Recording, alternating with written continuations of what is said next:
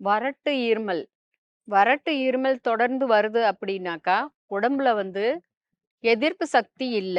நம்ம சாப்பிடுற உணவுல வந்து எதிர்ப்பு சக்தி இல்ல. ரத்தோட்டங்கள் குறைஞ்சு போச்சு அப்படின்னு சொல்லி நீங்க தெரிஞ்சுக்கிறணும். தொடர் இருமல், வறட்டு இருமல வந்து கட்டுப்படுத்துறதுக்கான மருந்து தயாரிக்கும் முறைய பத்தி பார்க்கலாம். சாதிபத்திரி, கிராம்பு, சிற்றரத்தை 3ம் அரைச்சு நல்லா ஜலிச்சு பொடியா எடுத்து வச்சிருக்கிறோம்.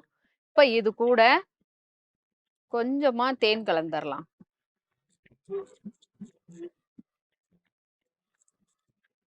அதிக தேன் விட்டு குழைக்க வேண்டாம். கொஞ்சமா தான் நான் தேன் எடுத்தேன். இந்த மாதிரி இந்த மருந்த ஒரு வெற்றிலையில வச்சிரணும்.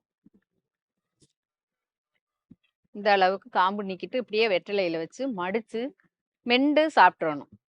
காலையில ஒரு வேளை, சாயந்தரம் ஒரு வேளை. 2 வேளையும் வந்து தொடர்ந்து அந்த தொடர் இருமல் நிக்க வரைக்கும் சாப்பிட்டுட்டே வந்தாங்கனாக்கா, அவங்களுக்கு சீக்கிரமாவே வந்து அந்த வறட்டு இருமல்ன்றது போயிரும்.